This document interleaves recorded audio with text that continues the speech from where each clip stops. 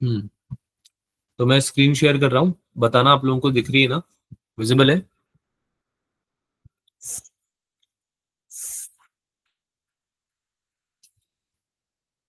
Okay, बढ़िया।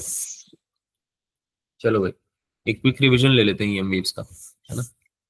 तो electromagnetic wave या ईएम वेव्स हम लोगों ने बाकी सारे चैप्टर्स में भी डिस्कस करी है क्या होती है, नाम से भी समझ में आता है ना, कि भाई एक इलेक्ट्रिक फील्ड है और एक मैग्नेटिक फील्ड है, अगर दोनों का कॉम्बिनेशन बन रहा है तो उसका रिजल्टेंट क्या हो रहा है, क्या मिल रहा है ना, that is giving us electromagnetic waves. फिर इसका जिक्र हमने किया था जब हम चार्ज पढ़ रहे थे, कैसे किया था हमने?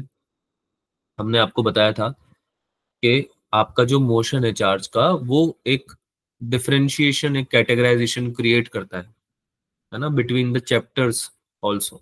एज इन, जब चार्ज स्टेशनरी होता है तो हम पढ़ते हैं इलेक्ट्रिक फील्ड का कॉन्सेप्ट, है ना, कि भाई स्टेशनरी चार्ज के पास क्या होती है, एक इलेक्ट्रिक फील्ड होती है, it is associated with the stationary charge. ये पढ़ा है आप लोगों ने। इसी चैप्टर हमने कौन सा पढ़ा था? इलेक्ट्रोस्टैटिक्स। इलेक्ट्रोस्टैटिक्स में पूरा कॉन्सेप्ट इसी के ऊपर था, राइट, कि चार्ज स्टेशनरी है।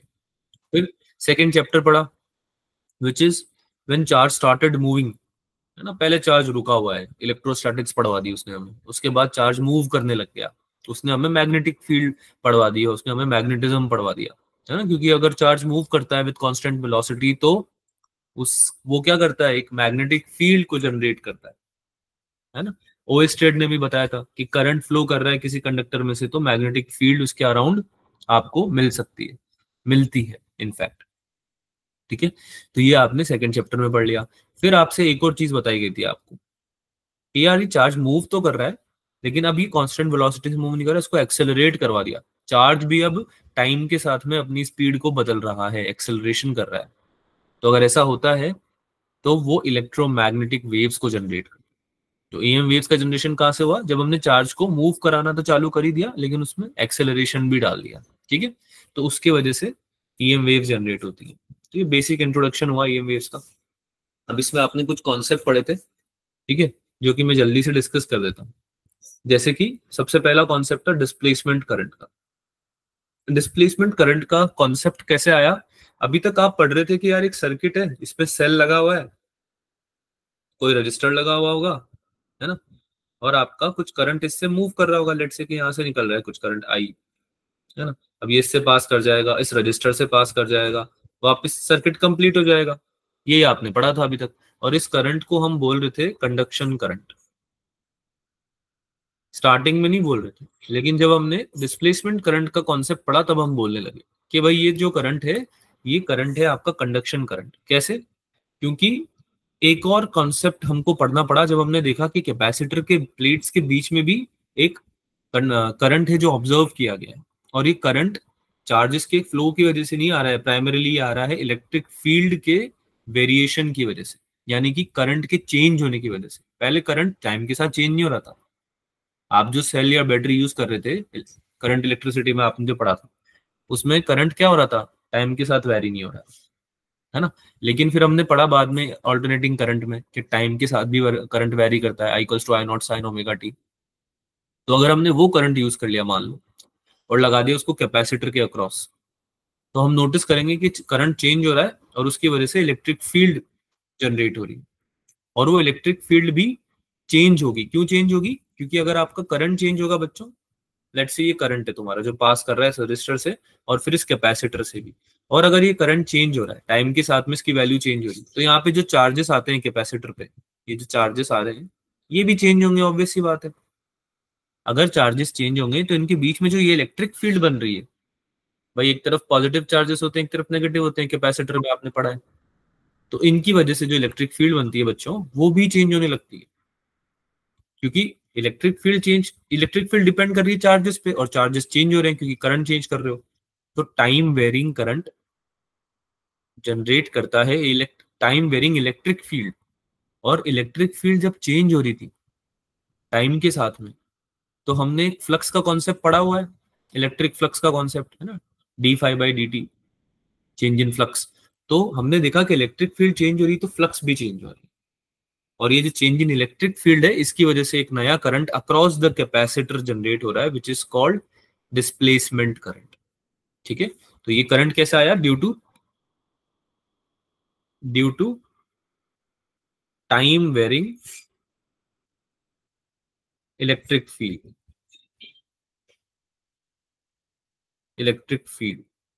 ठीक है, इसलिए आता है ये। इसको लिखते कैसे? ये हो जाएगा आपका v/r e⁻t/टाउ, ठीक है। ये सब वैल्यूज तुमको पता है, कैपेसिटर के लिए आप पढ़ चुके हो ऑलरेडी, ठीक है। टाइम कांस्टेंट वगैरह सब पता है आपको, ये पोटेंशियल, रेजिस्टेंस। और इसी चीज से हम लिख सकते हैं Q इक्वल्स टू, सिंस होता है CV पर कैपेसिटर, तो यहाँ पे Q equals to CV times 1 - e⁻t/टाउ हो जाएगा, क्योंकि अब चार्ज कांस्टेंट नहीं है CV के बराबर, अब वो भी इंक्रीज कर रहा है टाइम के साथ में, ठीक है। बाकी यहाँ पे कुछ फॉर्मूले हैं, जैसे कि इलेक्ट्रिक फील्ड को आप लिख सकते हो Q/A ε0 फॉर द कैपेसिटर, आपको पता है एरिया हो अगर कैपेसिटर का A, एप्सिलॉन आपको पता है ये क्या होती है, परमिटिविटी है ना, और Q हो गया चार्ज। तो इलेक्ट्रिक फील्ड आप इस तरह से भी लिख सकते हो। बाकी इसमें जो मेन कॉन्सेप्ट है वो क्या है कि डिस्प्लेसमेंट करंट आ रहा है बिकॉज आपकी इलेक्ट्रिक फील्ड चेंज हो रही है, ठीक है। तो इसको थोड़ा और देखते हैं आगे। इलेक्ट्रिक फील्ड सिंस होता है Q/A और ये इंक्रीज कर रहा है, लेट्स से, है ना, चेंज हो रहा है, तो अब ऑब्वियस ही बात है आपका करंट भी चेंज होगा। पहले आप लिखते थे μ0I इक्वल्स टू B.dl, सबको याद आ रहा होगा ये, गॉस लॉ वगैरह पढ़े हुए हम सब ने, है ना। मैक्सवेल के लॉ ने हमें बताया कि ये जो आप μ0I लिख रहे हो ना, इसमें I आप कंडक्शन करंट लिखते थे केवल, लेकिन अब आपको डिस्प्लेसमेंट करंट भी लिखना पड़ेगा, ठीक है। तो अभी तक हम कैसे डील करते थे इससे कि भाई B.dl होता है μ0I एनक्लोज के बराबर। अगर μ0I में I एनक्लोज 0 है तो नो मैग्नेटिक फील्ड आनी चाहिए। तो ये सेम रूल हमने लगाया कैपेसिटर के बीच में, हमने एक कर्व ले लिया, और हमने देखा कि यहाँ पे तो कोई करंट है ही नहीं। क्या ये बात समझ में आ रही सबको? भाई करंट तो वायर के अक्रॉस फ्लो हो रहा है, कैपेसिटर के बीच में कोई वायर थोड़ी है तुम्हारा, उसके बीच में तो इलेक्ट्रिक फील्ड एग्जिस्ट करती है, कोई करंट थोड़ी ना है उसके बीच में। तो अगर हम ये लॉ लगाते हैं, गुड आफ्टरनून अनमोल, गुड आफ्टरनून बच्चा, तो हम ये अगर हम ये रूल लगाते हैं जो हमने पढ़ा है गॉस लॉ का, तो फिर आई एनक्लोज तो 0 आना चाहिए, तो फिर मैग्नेटिक फील्ड भी 0 आनी चाहिए। लेकिन हमने देखा कंपास यूज करके कि मैग्नेटिक फील्ड एग्जिस्ट कर रही थी कैपेसिटर के बीच में, तो वहां पे डेफिनेटली कोई करंट रहा होगा। तो वो कौन सा करंट है अभी अभी पढ़ के आए हम, दैट इज डिस्प्लेसमेंट करंट, ठीक है। चलो आगे चलते हैं। लिखेंगे कैसे डिस्प्लेसमेंट करंट को, ये है तुम्हारे सबसे बड़ी काम की बात। आईडी होता है आपका epsilon not times d∅/dt। Epsilon not सबको पता है क्या होता है, ठीक है। और d∅/dt क्या है? Change in flux. कौन सा flux? Electric flux, magnetic flux नहीं है ये, याद रखना। This is change in electric flux with time, और ये आपको दे देगा displacement current. This is your displacement current, ठीक है। This formula is gonna help you to find out many questions, answer many questions, तो ये याद रखना, ठीक है। फाई क्या है? Electric flux. तो अब आपको ये बात समझ में आ चुकी है कि आपका आई एनक्लोज जो आप लेते हो वो केवल कंडक्शन करंट नहीं हो सकता। अगर कहीं पे डिस्प्लेसमेंट करंट एग्जिस्ट कर रहा है तो तुमको वो भी कंसिडरेशन में लेना पड़ेगा। तो जैसे कि आई एनक्लोज, पहले यहाँ पे इस केस में हम ले लेंगे I1 I2 I3, I4 नहीं लेंगे क्योंकि आपका जो एनक्लोज करंट है वो केवल 1 2 3 है। लूप जो आप ले रहे हो 1 2 3 में एनक्लोज है केवल। तो इस कॉन्सेप्ट को ध्यान में रखते हुए आगे जब हम लिखेंगे ये फॉर्मूला, तो हम क्या लिखेंगे? IC plus ID। मैं दोबारा रिपीट कर रहा हूं, अभी तक आप लिखते थे B.dl, integration of B.dl equals to μ0I, और इसमें जो I होता था वो केवल कंडक्शन करंट था। ये अक्रॉस द कैपेसिटर जो आपका करंट बन रहा है ना, डिस्प्लेसमेंट करंट अभी जो पढ़ा आपने, वो नहीं था इसमें इंक्लूडेड। लेकिन मैक्सवेल ने बताया अपडेट करके इस इक्वेशन को कि आपको दोनों करंट को कंसिडरेशन में लेना है, और आपको क्या लिखना है? μ0 टाइम्स IC प्लस ID, ठीक है, जहां पे भी डिस्प्लेसमेंट करंट एग्जिस्ट करता है, ठीक है। तो ये इक्वेशन नई वाली क्या बन जाएगी? B.dl equals to μ0 IC plus ID। Conduction current हो गया IC, ID हो गया डिस्प्लेसमेंट करंट। IC तुमको पता है ये dq/dt होता है, ये सिंपल वो करंट है, इस कंफ्यूज मत होना। IC मतलब कुछ एक से नया चीज नहीं है, जो हम तुम करंट इलेक्ट्रिसिटी में पढ़ते थे ना, current I equals to dq/dt, ये वही है ना। जबकि ID क्या है? ID is not dq/dt, ID is generating because of the change in electric flux with time, ठीक है। तो आपका जो इलेक्ट्रिक फील्ड चेंज हो रहा है उसकी वजह से बन रहा है। तो आपके आईडी के फॉर्मूले में क्या आना चाहिए, फ्लक्स चेंज आना चाहिए इलेक्ट्रिक फील्ड की वजह से। तो d5e/dt multiply by epsilon not, ये होता है आईडी। ठीक है, ये दोनों फॉर्मूले बहुत इंपॉर्टेंट है बच्चों, इसको याद रखना। आगे चलते हैं। तो अभी जब हमने देखा कि कुछ अपडेट हुआ हमारे गॉस लॉ में, मैग्नेटिक फ्लक्स एम्पियर्स लॉ में और गॉस लॉ में जब अपडेट हुआ, तो एम्पियर्स लॉ क्या बन गया, एम्पियर्स मैक्सवेल लॉ बन गया। ठीक है, और बाकी सारी इक्वेशंस को भी मैक्सवेल ने अपडेट कर दिया। तो ये मैक्सवेल की इक्वेशंस हैं जिन पे क्वेश्चन बन सकता है। ये बहुत ही इंपॉर्टेंट है ये वाला स्लाइड। ये सारी इक्वेशंस आपको याद रखनी है। जैसे कि गॉस लॉ बताया था इलेक्ट्रोस्टैटिक्स में मैक्स लॉ ने, ये हो जाएगा आपका phi e equals to e dot d a equals to q n upon epsilon naught. ठीक है, गॉस लॉ ऑफ मैग्नेटिज्म हमें बताता है, मतलब ये इक्वेशंस वही हैं जो हमने पढ़ी थी ना गॉस लॉ में, मैं पढ़ा था इलेक्ट्रोस्टैटिक्स में, वो सेम है। लेकिन मैक्सवेल ने बस इनका एक कॉम्बिनेशन बना के आपको दे दिया कि ये सारी इक्वेशंस हैं जो वैलिड है। तो गॉस लॉ ऑफ मैग्नेटिज्म बताता है कि आपका मैग्नेटिक फ्लक्स होता है b dot d a, integration of B dot d a equals to 0 due to close loop lines of field. ठीक है, तो आपका क्लोज लूप होने की वजह से हमें ये भी समझ में आता है कि मोनोपोल्स जो है एग्जिस्ट नहीं कर सकते, क्योंकि क्लोज लूप में ही आपका ये वैलिड है जो लॉ है गॉस लॉ। ठीक है, फैराडेज लॉ हमने पढ़ा कि cyclic integration of E dot D L होता है हमारा change in magnetic flux minus d5b/dt। और एम्पियर लॉ जो अभी तक हम लिखते थे, cyclic integration of B dot D L equals to mu naught I, केवल ये लिखते थे हम अभी तक एम्पियर लॉ में।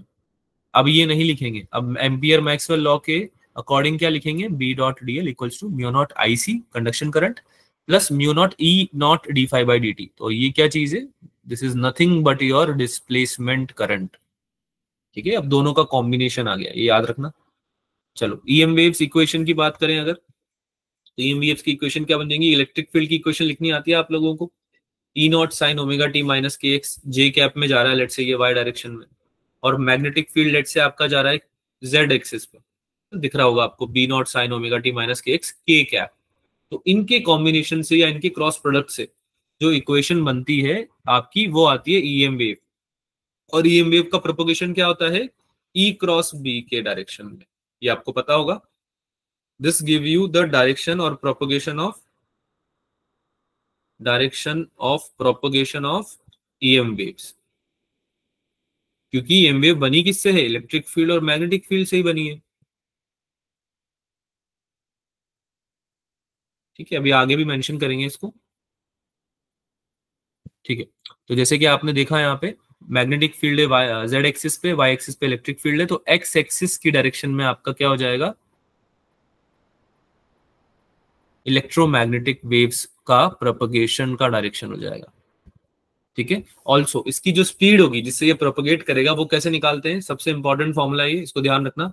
या तो ओमेगा अपॉन के लिख दो इसको, ओमेगा अपॉन के। ओमेगा क्या है, एंगुलर वेलोसिटी जो आपने टाइम वेरिंग, सॉरी आपकी जो वेरिंग इलेक्ट्रिक फील्ड है और मैग्नेटिक फील्ड है उसके फेज को निकालते वक्त आपने जो लिखी है ओमेगा और के। ठीक है, और इसका डिवीजन तो होता ही है स्पीड, स्पीड ऑफ क्या, इलेक्ट्रोमैग्नेटिक वेव, ईएम वेव की स्पीड है ये। इसके अलावा जो इंपॉर्टेंट फॉर्मूला है वो है E/B, यानी कि इलेक्ट्रिक फील्ड को डिवाइड करोगे मैग्नेटिक फील्ड से तो भी आपको स्पीड मिल जाएगी ईएम वेव की। Also e naught by b naught भी वी होता है, ई नॉट बाय बी नॉट यानी मैग्नीट्यूड ऑफ इलेक्ट्रिक फील्ड और मैग्नीट्यूड ऑफ मैग्नेटिक फील्ड, इन दोनों को डिवाइड करके भी क्या आता है, इलेक्ट्रोमैग्नेटिक फील्ड। ये बहुत इंपॉर्टेंट फॉर्मूला है, अधिकतर क्वेश्चन केवल इसी पे बनते हैं और किसी पे बनते भी नहीं है। ठीक है, अच्छा ये फ्री स्पेस में होगा। ठीक है, अगर फ्री स्पेस में हम बात कर रहे हैं तो इलेक्ट्रोमैग्नेटिक वेव आपकी ट्रैवल करती है विद स्पीड ऑफ लाइट, तो ये स्पीड v जो है ना ये c बन जाती है बच्चों। ठीक है, और इसका फॉर्मूला क्या बन जाता है, 1/μ0 E0 under root μ0 into epsilon naught. अब इसमें तुमको पता है μ0 होता है परमेबिलिटी ऑफ फ्री स्पेस, ये होता है permittivity of free space. I hope ये आपको पता होगा, है ना। This is permeability of free space and this is permittivity of free space. ठीक है, ये फॉर्मूला भी बहुत इंपॉर्टेंट है, इसको याद रखना। This gives you how to find the speed of electromagnetic wave. अगर स्पेस में केवल ट्रैवल कर रही है खाली स्पेस में, कोई मीडियम नहीं है, तो स्पीड हो जाती है सी, स्पीड ऑफ लाइट से ट्रैवल करती है ईएम वेव। और अगर कोई मीडियम होता है तो फिर स्पीड ऑफ लाइट से ट्रैवल नहीं करेगी, फिर कुछ इस अलग स्पीड होगी वी, जिसको कैसे निकालेंगे, 1/μ0 इंटू म्यू आर, यानी कि रिलेटिव परमिबिलिटी भी आपको मल्टीप्लाई करनी है। सिमिलर तरीके से परमिटिविटी के साथ रिलेटिव परमिटिविटी भी मल्टीप्लाई करनी है। तो ये फॉर्मूला बन जाता है आपका किसी मीडियम में। तो ये दोनों फॉर्मूले अगर आपको याद रहेंगे, आप बहुत सारे क्वेश्चन सॉल्व कर सकते हो, क्योंकि ईएम वेव्स पे अधिकतर क्वेश्चन स्पीड पे ही बनते हैं। ठीक है, आगे चलते हैं। यहाँ पे फॉर्मूले लिखे हुए हैं दोनों बॉक्सेस में। ठीक है, अच्छा, इसके अलावा ई नॉट अपॉन बी नॉट हमने बोला कि आपका वैल्यू होता है वी, स्पीड ऑफ वेव, या फिर सी भी हो जाता है ये फ्री स्पेस में। लेट से सेम चीज आपको देगी e R M S upon b R M S. अब आपको पता है ई आर एम एस होता है ई नॉट बाय रूट टू और बी आर एम एस होता है b naught by root two. ये पढ़ के आ चुके हैं हम ऑल्टरनेटिंग करंट में, है ना। आई होप कि इसको एक्सप्लेन करने की जरूरत नहीं है, एसी में पढ़ा है आप लोगों ने ये, है ना, कि ई आर एम एस और बी आर एम एस क्या होता है, ई नॉट बाय रूट टू और b naught by root two. तो इन दोनों का रेशियो भी आपको स्पीड देगा वेव की। ठीक है, अच्छा, अगर कोई पूछ ले कि डायरेक्शन बताओ, कैसे बताओगे, तो सिंपली क्या करोगे, क्रॉस प्रोडक्ट निकाल लोगे ई का और बी का। जैसे कि unit vector in the direction of propagation of wave कैसे निकलेगा, इलेक्ट्रिक फील्ड का यूनिट वेक्टर लो, क्रॉस प्रोडक्ट निकालो मैग्नेटिक फील्ड के यूनिट वेक्टर के साथ में। भाई यूनिट वेक्टर का काम क्या है, डायरेक्शन देना ही तो है, मैग्नीट्यूड तो 1 रहता है उसका। तो इलेक्ट्रिक फील्ड का यूनिट वेक्टर बता देगा कि किस डायरेक्शन में जा रहा है, मैग्नेटिक फील्ड का यूनिट वेक्टर बता देगा वो किस डायरेक्शन में जा रहा है। दोनों का क्रॉस निकालोगे तो आपको क्या निकल जाएगा, दोनों का क्रॉस निकालोगे तो क्या निकल जाएगा, इलेक्ट्रोमैग्नेटिक वेव का प्रोपगेशन का डायरेक्शन। ठीक है, तो ये बात याद रखेंगे सब लोग। EM wave equation and properties of wave. ठीक है, इसके अलावा अगर आपका वेक्टर टर्म्स में पूछ लिया जाए, जैसे तो यूनिट वेक्टर के टर्म्स में हमने पूछा ना, अगर आपका पॉइंटिंग वेक्टर या फिर इलेक्ट्रोमैग्नेटिक वेव के स्पीड का वेक्टर अगर आपसे पूछ लिया जाए कि किस डायरेक्शन में इलेक्ट्रोमैग्नेटिक वेव प्रोपगेट कर रही है, तो वो कैसे निकालोगे आप, ई क्रॉस बी करके भी आप निकाल सकते हो। ई क्रॉस बी एज इन आपका यूनिट वेक्टर का क्रॉस प्रोडक्ट, या फिर अगर आप डायरेक्ट वेक्टर का क्रॉस प्रोडक्ट निकालोगे तो वो भी आपको डायरेक्शन दे देगा। ठीक है, EM wave equation and properties of EM wave. अब प्रॉपर्टीज में 2-3 चीजें आती है, मैंने यहाँ पे आपको मेंशन किया, energy density, energy density due to an electric field. अगर कोई इलेक्ट्रिक फील्ड आपका बना रही है इलेक्ट्रोमैग्नेटिक वेव, किसके साथ मिलके, मैग्नेटिक फील्ड के साथ मिलके, तो उसकी कुछ ना कुछ एनर्जी डेंसिटी एसोसिएटेड होती है, जिसका की फॉर्मूला बेस्ड डायरेक्टली क्वेश्चन आता है। तो आपको बस फॉर्मूला याद रखना है, इसको लेट्स से यू से रिप्रेजेंट करते हैं energy density due to electric field को। ये हो जाएगा हाफ एप्सिलॉन नॉट ई स्क्वायर। एप्सिलॉन नॉट तुम्हें पता है परमिटिविटी ऑफ फ्री स्पेस होता है, और ई क्या होता है, इलेक्ट्रिक फील्ड। तो ये आपको क्या देता है, एनर्जी डेंसिटी, किसकी वजह से, इलेक्ट्रिक फील्ड। सेम अगर एनर्जी डेंसिटी निकालनी है मैग्नेटिक फील्ड की वजह से, तो ये हो जाएगा बी स्क्वायर अपॉन 2μ0। तुमको पता है कि जब मैग्नेटिक फील्ड आती है तो परमेबिलिटी आती है, परमिटिविटी किसके साथ आती है, इलेक्ट्रिक फील्ड के साथ। तो ये दोनों फॉर्मूले याद रखना बच्चों। और अगर ईएम वेव का टोटल एनर्जी डेंसिटी पूछ ले, जो कि क्वेश्चन में पूछ लेते हैं, तो आपको पता है कि आपको दोनों को ऐड करना है सिंपली। ठीक है, तो ये फॉर्मूला याद रखना, दोनों energy density of EM wave कैसे निकालते हैं। ऑल्सो एक और चीज क्या याद रखनी है, कि सिंस आपको पता है कि दोनों के कॉम्बिनेशन से बन रहा है आपका इलेक्ट्रोमैग्नेटिक वेव, तो एनर्जी डेंसिटी जो है वो electric field plus magnetic field में आधी आधी डिवाइड होती है ना, 50-50% स्प्लिट हो जाती है इक्वली। ठीक है, तो अगर ईएम वेव की लेट से 80 थी, 80 यूनिट्स थी मान लो एनर्जी डेंसिटी, तो 40 वो कंट्रीब्यूट हो रही है किसकी वजह से, इलेक्ट्रिक फील्ड डेंसिटी की वजह से, और 40 कंट्रीब्यूट हो रही है मैग्नेटिक फील्ड डेंसिटी की वजह से। दोनों की वजह से आधी आधी कंट्रीब्यूट होती है, ये बात आपको याद रखना है। जब आप इस चीज को याद रखोगे तो आपके काफी सारे थ्योरेटिकल क्वेश्चन समझ में आ जाएंगे, आपको सॉल्व हो जाएंगे। ठीक है, इसके अलावा आपका इंटेंसिटी भी होता है एक टर्म, ठीक है, जिसको आप लिखते हो half epsilon naught E square multiply by C. ठीक है, उसमें आप सी से मल्टीप्लाई कर देते हो। तो आपके मॉड्यूल में वो सारे फॉर्मूले प्रेजेंट हैं, सिंस वो बहुत ज्यादा इंपॉर्टेंस नहीं रखते हैं तो मैंने यहाँ पे मेंशन नहीं किए, बट आपको याद रखने हैं। मैं यहाँ पे लिख भी देता हूँ, इंटेंसिटी प्रॉपर्टीज में आता है बेसिकली, है ना। जैसे हमें एनर्जी डेंसिटी निकाला ना हमने, तो इंटेंसिटी भी पूछ सकते हैं तुमसे ईएम वेव का। तो इंटेंसिटी कैसे निकालोगे? Intensity due to electric field आपका आ जाएगा half epsilon naught, electric field की वजह से ही आता है ये, हाफ एप्सिलॉन नॉट ई नॉट स्क्वायर। ये इलेक्ट्रिक फील्ड का मैग्नीट्यूड है, कंफ्यूज मत होना, ये है परमिटिविटी। इसको मैं अलग अलग कलर से लिख देता हूं अगर तुम्हें कंफ्यूजन हो जाए तो। परमिटिविटी और इलेक्ट्रिक फील्ड में कंफ्यूज मत होना, ठीक है। मल्टीप्लाई बाय सी, सी क्या होता है? स्पीड ऑफ लाइट, ठीक है। इसको आप epsilon naught c e square R M S भी बोल सकते हो, ई आर एम एस का होल स्क्वायर भी आप लिख सकते हो, ठीक है। ई आर एम एस का होल स्क्वायर मतलब ई नॉट बाय टू ही बन जाएगा, वो e naught square by two, है ना, तो एक ही बात है। तो इलेक्ट्रिक फील्ड की वजह से इंटेंसिटी है ये हाफ एप्सिलॉन नॉट ई नॉट स्क्वायर सी, ठीक है। ये याद रखेंगे सब लोग। आई गेस बहुत है, इतना थ्योरी बहुत है। एक लास्ट टॉपिक है वो पढ़ लेते हैं जिसपे क्वेश्चन बन सकते हैं, विच इज इलेक्ट्रोमैग्नेटिक स्पेक्ट्रम। ये तुमने पढ़ा हुआ है। ईएम स्पेक्ट्रम बेसिकली आपको बताता है इंफॉर्मेशन के सारी जो ईएम वेव्स हैं उनसे एसोसिएटेड कौन कौन सी रेज हैं, ठीक है। कौन कौन सी अलग अलग फ्रीक्वेंसी या वेवलेंथ पे आपको अलग अलग वेव्स मिलती हैं, ठीक है। तो जैसे कि आपने देखा है अधिकतर कि अगर आप लेफ्ट से राइट चलते हो स्पेक्ट्रम में तो आपकी फ्रीक्वेंसी क्या करती है? डिक्रीज करती है। सिमिलरली अगर आप लेफ्ट से राइट चलते हो तो आपकी वेवलेंथ इंक्रीज करती है, क्योंकि वेवलेंथ और लैम्डा या फिर वेवलेंथ सॉरी फ्रीक्वेंसी क्या होती है? इनवर्सली प्रोपोर्शनल होती है। तो फ्रीक्वेंसी बढ़ेगी तो वेवलेंथ कम होगी, ठीक है।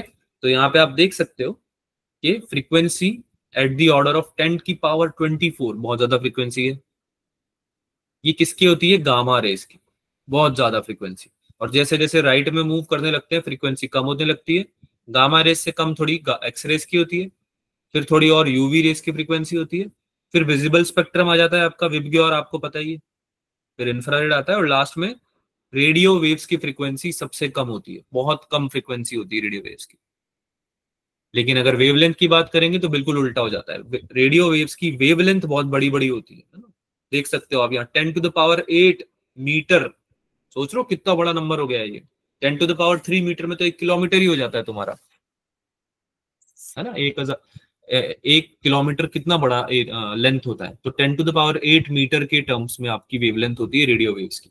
लेकिन जैसे जैसे आप FM AM microwave infrared UV x ray gamma rays तक जाने लगते हो तो वेवलेंथ बहुत छोटी हो जाती है, क्योंकि उनकी फ्रीक्वेंसी ज्यादा है। तो ये टेबल याद रखनी है बच्चों। इस टेबल के ऊपर बेस्ड डायरेक्टली थ्योरेटिकल क्वेश्चन बनते हैं। इसके अलावा अगर आप सारी वेवलेंथ याद नहीं भी रख पाओ तो थोड़ी रेंज में याद रख लेना कि गामा रेज की होती है वेवलेंथ की रेंज 10⁻⁻12 के अराउंड 10⁻16 के बीच में। विजिबल स्पेक्ट्रम की तो याद आपको वैसे भी रहनी चाहिए। नैनोमीटर में जनरली हम देखते हैं 400 से 700 के बीच में आती है। आई होप ये सबको पता होगा। विजिबल स्पेक्ट्रम विबग्योर ये पता है ना सबको कि 400 से 700 के बीच में आती है ना, वेवलेंथ का रेंज जो आता है, ठीक है। कोई बात नहीं बच्चा, लेट होने की कोई दिक्कत नहीं, लास्ट क्लास है वैसे भी तुम्हारी आज। I just want to talk आज। इलेक्ट्रोमैग्नेटिक वेव अपने आप में एक बहुत छोटा चैप्टर है, बेसिकली बात करने के लिए मैं ये क्लास कंडक्ट करना चाह रहा था। अदरवाइज ये तो तुम वैसे भी रिवाइज कर सकते हो, इतना कोई डिफिकल्ट नहीं है पढ़ना, ठीक है। तो आपको मैं क्या समझा रहा था लास्ट इलेक्ट्रोमैग्नेटिक स्पेक्ट्रम के बारे में, इस पे क्वेश्चन कैसे आएगा वो सुन लो। आपको वेवलेंथ का वैल्यू कैलकुलेट करवा देंगे, है ना। एनर्जी दे दी तुम्हें और एच और सी का वैल्यू दे दिया, तो तुमको पता है वैसे भी प्लैंक्स कांस्टेंट और सी का वैल्यू तो आपको पता है, और लैम्डा कैलकुलेट करवा लिया। अब तुम्हारा लैम्डा तो आ गया है, पर क्वेश्चन ये नहीं था कि वेवलेंथ निकाल के दो। क्वेश्चन ये था कि ये कौन सी वेव से एसोसिएटेड है, कौन सी इलेक्ट्रोमैग्नेटिक वेव का पार्ट है ये, कौन सा टाइप है, ठीक है। तो आपको अगर पता है, लेट्स से कि आपका आंसर आया है कि 10⁻⁻4 मीटर, 10⁻⁻4 मीटर आया है लेट्स से आपका आंसर वेवलेंथ का।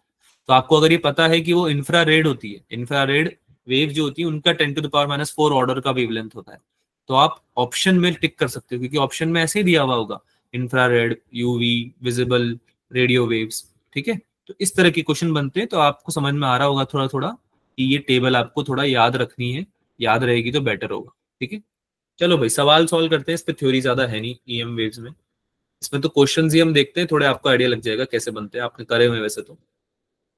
ठीक है, स्टार्ट करेंगे। क्वेश्चन पढ़िए सब लोग, ट्राई कीजिए आंसर करने का, और after 1 minute we will discuss the question. ठीक है, करो भाई, ट्राई करो।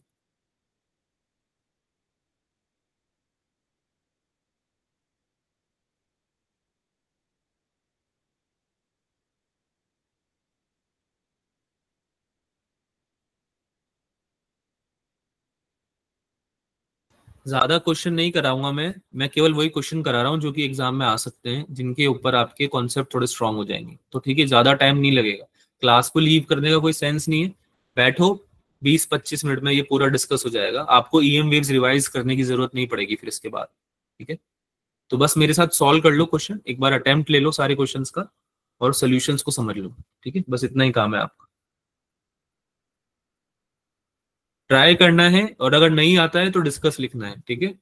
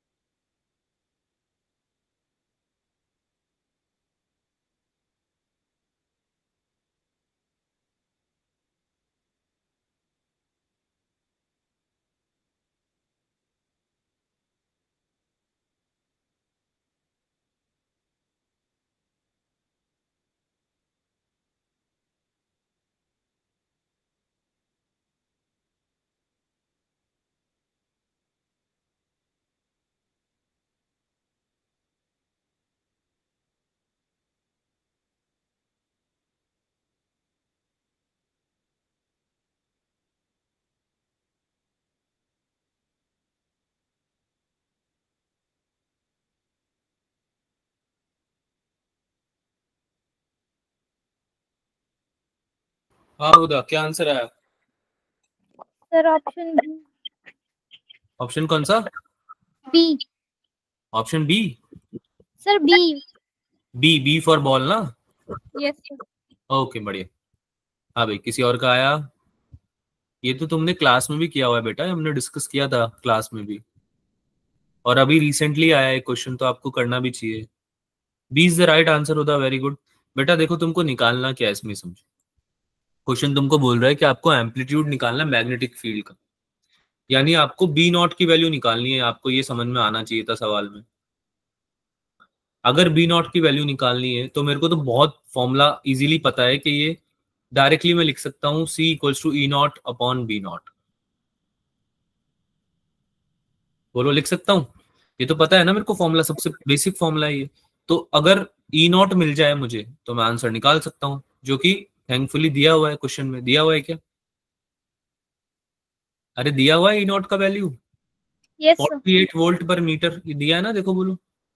Amplitude, the electric field component oscillate sinusoidally at a frequency, frequency दे रखी है एंड एम्पलीट्यूड दे रखा है। अब फ्रीक्वेंसी से मुझे मतलब ही क्या है जब मैं डायरेक्टली निकाल सकता हूँ, है ना? This will go 48 divided by c equals to b naught. कितना आ जाएगा ये? 48 डिवाइडेड बाय सी का वैल्यू कितना होता है? 3 into 10⁸ so this will go as 16, और ये ऊपर जाएगा तो 10⁻⁻8 बन जाएगा। अगर 1.6 के टर्म्स में लिखना है तो दिस विल गो 1.6 इंटू 10⁻⁻7, है ना, क्योंकि 116 को 1.6 बनाने में चला गया एक 10, तो है ना, तो ये बन जाएगा बी ऑप्शन। आया समझ में सबको यस। बच्चों? अच्छा, किसी को कंफ्यूजन तो नहीं होता ऐसा कि सर ये सी का जब फॉर्मूला लिखते हैं तो हम कभी b naught upon e naught भी लिख देते हैं, हम कंफ्यूज हो जाते हैं सर? ये डाउट आता है कि किसी को कि सर जब हम स्पीड लिखते हैं तो हम ई अपॉन बी की जगह बी अपॉन ई लिख देते हैं, कभी कभी कंफ्यूजन हो जाता है कि ऊपर कौन सा आएगा, ई आएगा या बी आएगा। देखो इसको है ना, ऐसे याद रख सकते हो तुमको पता है कि मैग्नेटिक फोर्स होता है QVB। अब तुम इलेक्ट्रिक फील्ड और मैग्नेटिक फील्ड के कॉम्बिनेशन बना रहे हो, तो लेट से तुमने दोनों को इक्वल कर दिया। ठीक है, ये हो गया मैग्नेटिक फोर्स, ये हो गया इलेक्ट्रोस्टैटिक फोर्स, ये पता है ना सबको? यस मैं सर। याद करने का तरीका बता रहा हूँ। तो इलेक्ट्रोस्टैटिक फोर्स और मैग्नेटिक फोर्स को बराबर कर रहे हो तुम, तब तुम्हारा बन रहा है लेट्स से ईएम वेव। ठीक है, तो तुम क्या करोगे, यहाँ पे क्यू से क्यू को कट करोगे, तो यहां से आप देख सकते हो कि आपकी स्पीड जो आ रही है वो क्या आ रही है, ई upon B. E upon b, तो ये याद करने का तरीका हो सकता है एक, कि आपकी स्पीड जो होती है इलेक्ट्रोमैग्नेटिक वेव की, वो electric field divided by magnetic field होती है। समझ में आया सबको? चलो आगे चलते हैं। इलेक्ट्रिक फील्ड का वैल्यू बताना है, ठीक है, उसकी इक्वेशन बतानी है।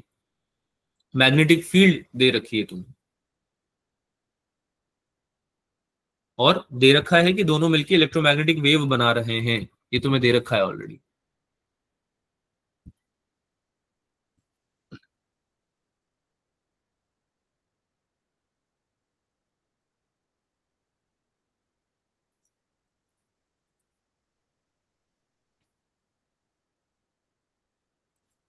अब अगर तुमको इक्वेशन लिखनी है तो सबसे पहले तुम्हें क्या निकालना पड़ेगा, तुम्हें मैग्नीट्यूड निकालना पड़ेगा। मैग्नीट्यूड निकालना अभी अभी सिखाया है मैंने। क्या हो जाएगा भाई, मैग्नेटिक फील्ड का मैग्नीट्यूड अगर मुझे कोई बोल दे निकालने के लिए, किसकी, इलेक्ट्रोमैग्नेटिक वेव की, तो मैं क्या बोलूंगा, मुझे पता है कि सी होता है ई upon B, E not upon B not. तो बी नॉट क्या हो जाएगा, ई नॉट बाई सी, यानी इलेक्ट्रिक फील्ड का मैग्नीट्यूड डिवाइडेड बाई सी। ये समझ में आता है सबको? ठीक है, यस मैग्नेटिक सर। फील्ड का मैग्नीट्यूड निकालने का तरीका है ये। तो एक हिंट मिल गया आपको बेसिकली, अब ट्राई करो सॉल्व करने का।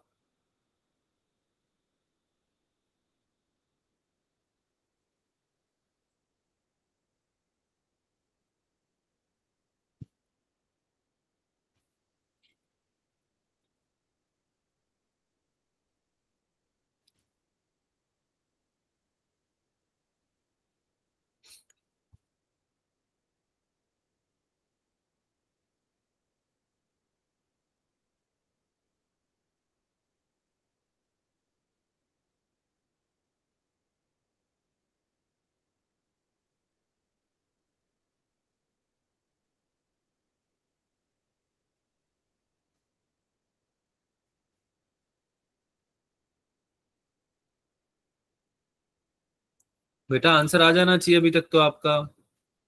अगर magnetic field b equals to 3 × 10⁻⁸ दे रखा है, तो आपका इलेक्ट्रिक फील्ड भी कॉस के टर्म्स में ही होने वाला है ना।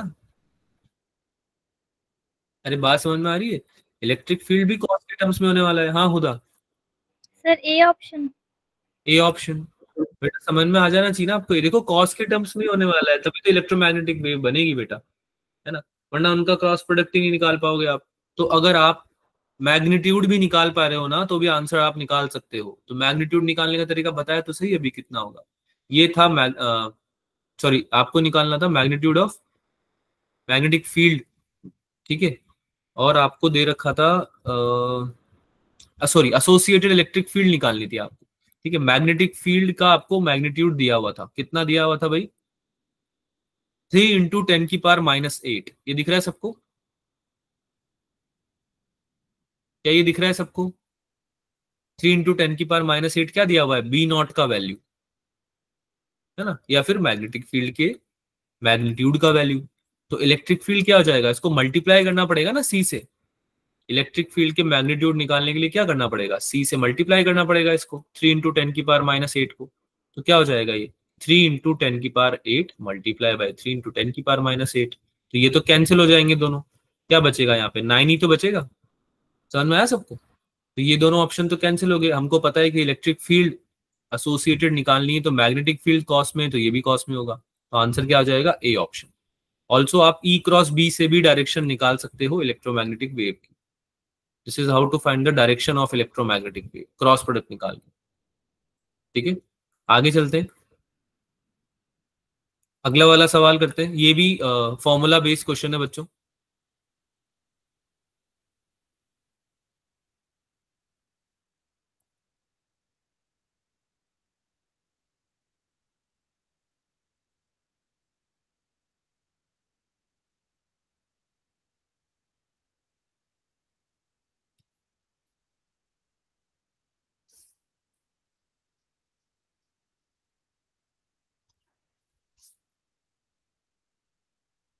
क्या आंसर है बताओ।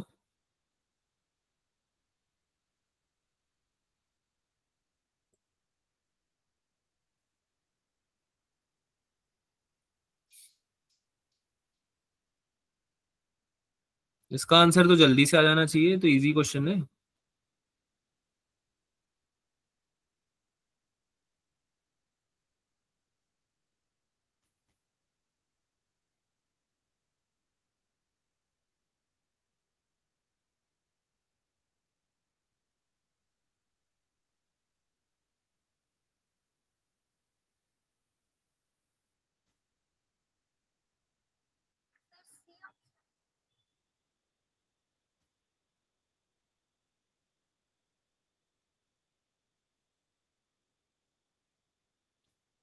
करें डिस्कस करें बच्चों, क्या आंसर आ रहा है बताओ, किसी का आया? सर सी ऑप्शन आ रहा है या ए ऑप्शन आ रहा है? ए आ रहा है अंशिका का। हुदा आपका क्या आ रहा है? Sir c option. देखो इधर देखो, सॉल्व करते हैं। तुमको बोल रहा है कि ratio of magnetic magnitude of magnetic field और electric field intensity of a plane EM wave in free space. Free space यानी म्यू नॉट और एप्सिलॉन नॉट की बात कर रहा है ना, रिलेटिव नहीं है, यानी मीडियम नहीं है, यानी म्यू आर और ई आर का कोई रिलेशन नहीं है, ठीक है, जो कि ऑप्शंस में दे भी नहीं रखा है, तो इट्स फाइन। तुमको बताना है क्या? तुमको बताना है रेशियो किसका? मैग्नेटिक फील्ड और इलेक्ट्रिक फील्ड का, यानी b naught upon e naught का रेशियो पूछ रहा है तुमसे। अब क्या तुमको ये पता नहीं है कि ई नॉट अपॉन बी नॉट सी होता है? अभी बताया था ना मैंने याद करने का तरीका, है ना, बताया था ना तरीका कि v equals to e by b बन रहा था हमारा। तो ऑब्वियसली c की जगह क्या आ जाएगा? E not upon B not. ये तुमसे पूछ रहा है उल्टा, यानी कि तुमसे 1/c की वैल्यू निकालना चाहता है बच्चों, ठीक है। तो यहां से हमारा आंसर क्या आ जाएगा? कौन सा ऑप्शन आ जाएगा बोलो? C option. अरे हाँ ना बोलो भाई, यस सर। है ना। अच्छा, म्यू नॉट और एप्सिलॉन नॉट में कंफ्यूजन इसलिए भी नहीं होना है क्योंकि हमको ये भी पता है फॉर्मूला कि आपका सी क्या होता है? 1/√, म्यू नॉट एप्सिलॉन नॉट, अभी पढ़ के आए हो तुम ऊपर फॉर्मूला, राइट। तो 1/c क्या होना चाहिए आपका? √Mu naught epsilon not. तो ये भी राइट आंसर था, पर ये ऑप्शन में है ही नहीं, ऑप्शन में है ही नहीं है, इसलिए सी ऑप्शन आंसर है। ठीक है, आगे चले। Yes sir.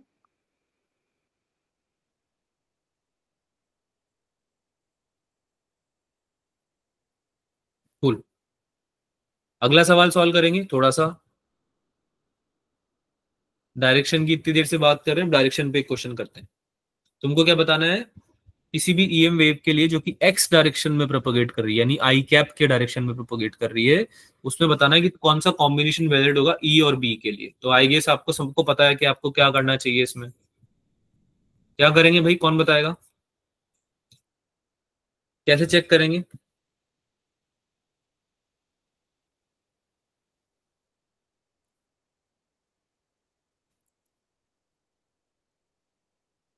इसको सॉल्व नहीं करा रहा हूं मैं, ये तुमको बस बताना है कैसे चेक करेंगे। इसको सॉल्व कर लेना तुम आराम से बैठ के, बहुत बार करा, 2 बार करा हुआ है तुमने ये सवाल क्लास में। हाँ बताओ।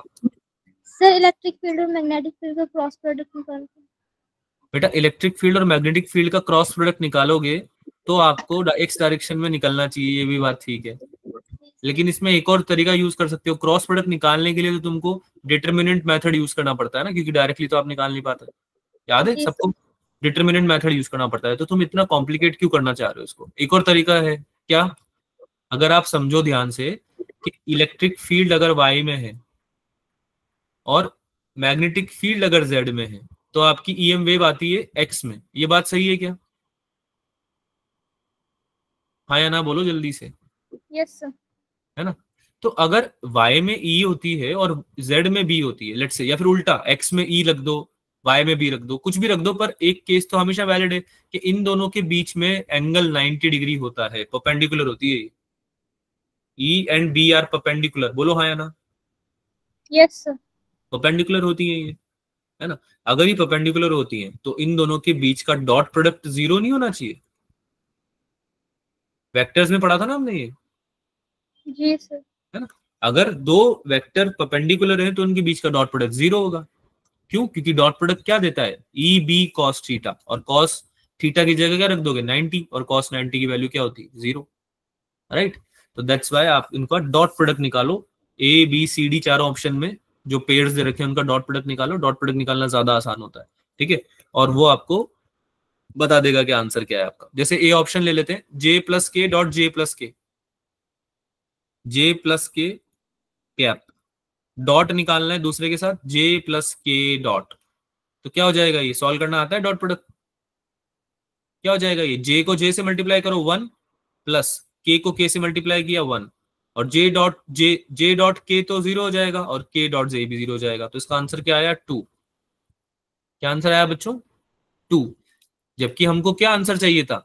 0। तो ये आंसर हो सकता है क्या ये ऑप्शन? नहीं हो सकता, दिस इज रॉन्ग। तो इस तरह से बाकी ऑप्शन चेक कर लेंगे क्या आप लोग? जल्दी से यस। बता, डॉट प्रोडक्ट निकाल सकते हैं ना हम लोग? आता है हमें, ठीक है। तो इसका आंसर मैं बता देता हूँ आपको, बी ऑप्शन आंसर है, लेकिन कैलकुलेट जरूर करना, ठीक है, डॉट प्रोडक्ट निकाल के। चलो भाई अगला सवाल करते हैं। The energy of the EM waves is of the order of 15 kilo electron volt, to which part of the spectrum does it belong? Again देखो, मैं जैसे बता रहा था आपको वैसा क्वेश्चन आ गया। ये किस तरह के क्वेश्चन बनते हैं? वेवलेंथ निकलवा लेंगे तुमसे और फिर पूछेंगे कि बताओ कौन सा है, कौन सा पार्ट है स्पेक्ट्रम का, ये कौन सी वेव है। करो, सॉल्व करो। लैम्डा निकालना तो आता है ना सबको? अगर याद नहीं है कि एक्सरे में क्या होता है, इंफ्रारेड में क्या होता है, तो एटलीस्ट लैम्डा की वेवलेंथ वैल्यू निकाल के दे देना मुझे। That would also be sufficient for me, ठीक है।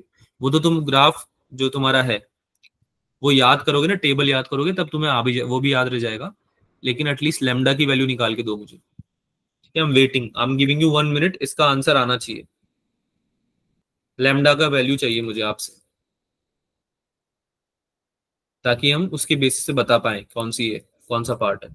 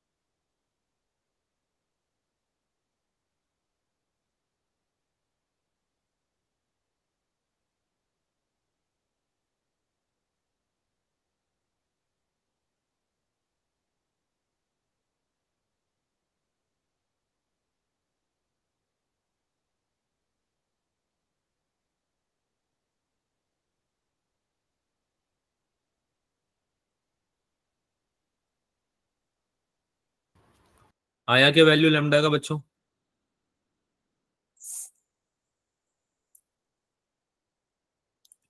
अरे बताइए, सॉल्व हुआ या कराऊं सॉल्व? 0.083।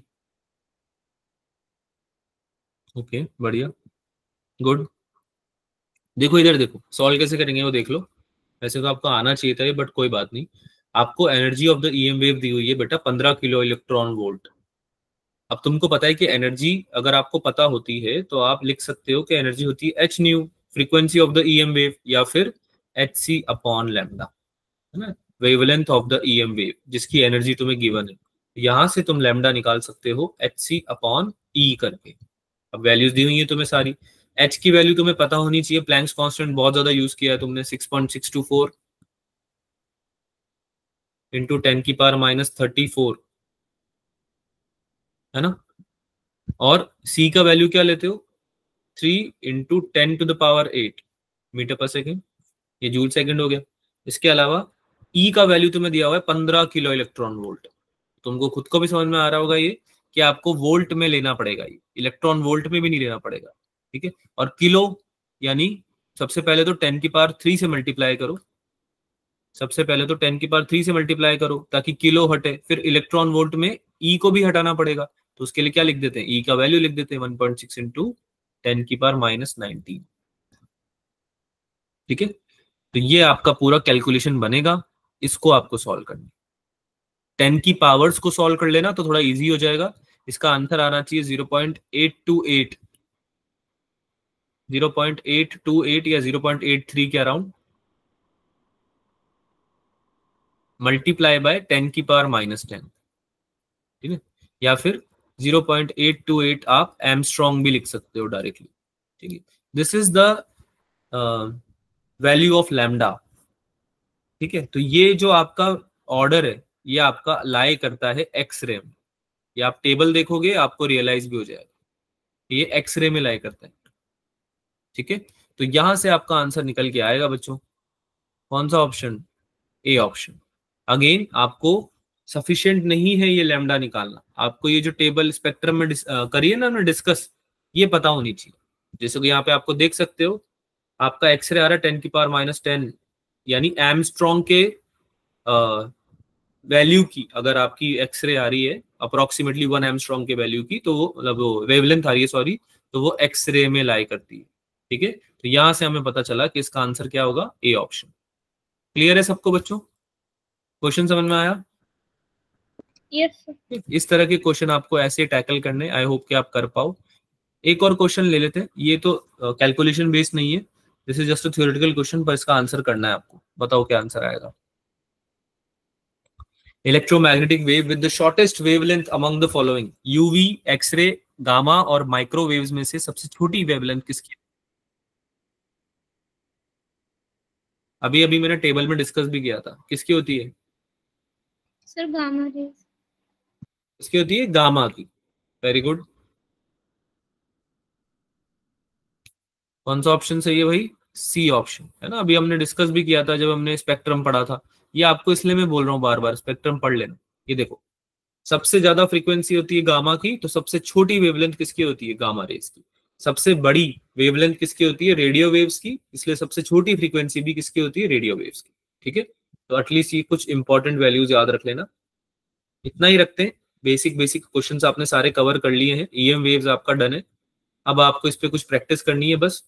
डिस्प्लेसमेंट करंट हो गया, चाहे आपकी प्रॉपर्टीज हो गई, है ना, उसके अलावा आपकी मैक्सवेल इक्वेशन हो गई, ईएम वेव्स का डायरेक्शन ऑफ प्रोपगेशन हो गया, है ना, in terms of speed of EM waves के टर्म्स में, है ना, स्पेक्ट्रम हो गया, बस यही है आपके टॉपिक्स जो इसमें आते हैं, ठीक है। तो ये आप रिवाइज कर लेना। इसके अलावा मैं एक और बात आपको बता देता हूँ कि कल आपकी जो है फाइनल क्लास है, लाइक फिजिक्स की तो आपकी आज लास्ट क्लास है, हम पूरे साल पढ़े हैं साथ में, और आज आपका फेयरवेल है, मान लो आप, ठीक है, this is your farewell and my farewell as well, ठीक है। तो आज आपकी फिजिक्स की लास्ट क्लास है, this session is over now.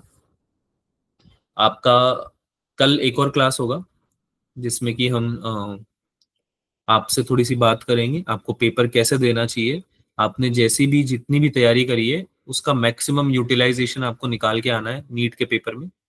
तो उसके लिए आपको कुछ टिप्स हम देंगे, तो कल वाली क्लास में जरूर आना, ज्यादा टाइम नहीं लगेगा उसमें, है ना। हाँ, मेनली हाफ या 1 घंटे का आपका क्लास होगा, उसमें तीनों टीचर्स आपके अवेलेबल होंगे, फिजिक्स केमिस्ट्री बायोलॉजी के, and that would be the last class वैसे, मतलब क्रैश कोर्स वाइज भी। फिर आपको कोई क्लास नहीं है, आपका 4 तारीख को पेपर है ही सही एनीवे, है ना। तो अगर कुछ पूछना हो, कुछ बात करनी हो या कुछ जानकारी लेनी हो, समझना हो, तो कल वाली क्लास में जरूर आना, ठीक है। बाकी फिजिक्स में कोई भी डाउट हो, you can ask any time. I was your teacher, I am your teacher and I will be your teacher always. तो अगर किसी को कोई भी प्रॉब्लम हो फिजिक्स से रिलेटेड या लाइफ से रिलेटेड भी, तो you can always contact me बच्चों, ठीक है। इवन आफ्टर एग्जाम ऑल्सो, जब भी किसी को लगे कि हाँ हमें सर की जरूरत है तो आप बात कर सकते हो मुझसे कभी भी, ठीक है। बाकी ठीक है, रैप अप करते हैं यार। Today was your last class, so all the best for your exams, good bye.